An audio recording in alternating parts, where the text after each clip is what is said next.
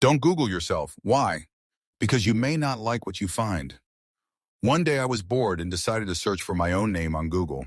I have quite a rare name, so I didn't expect to find many results. Imagine how surprised I was when I came across a website that had my full name in the domain. When I clicked the link, it brought me to a message board. I looked at the profile of the website owner and found out that the person was the same age as me and had the same hobbies and interests.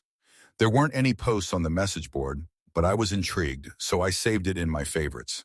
It was about a month later when I went back to the website. This time, it had more content. There were some diary entries, mostly random things like, "The weather was nice today," or "I'm so bored in work," things of that nature. However, as time went on, I began to notice more and more coincidences. The person lived in the same city as I did. It struck me as rather strange that two people with the exact same rare name would be living in the same city at the same time. At one point, I noticed that the contents of the diary were quite similar to my own life.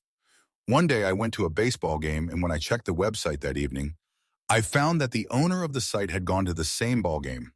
At first, I didn't think much of it. After all, tens of thousands of people in the city supported the same baseball team. It began to seem like much more than a simple coincidence.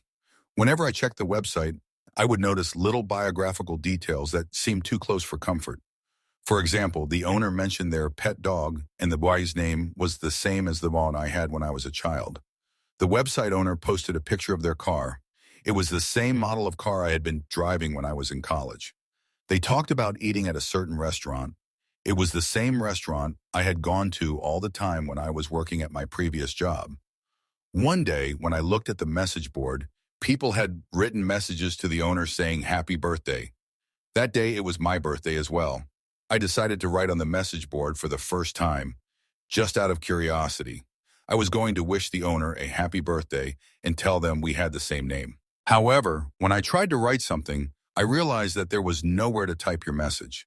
It wasn't a message board at all, just a static page. That's odd, I thought to myself.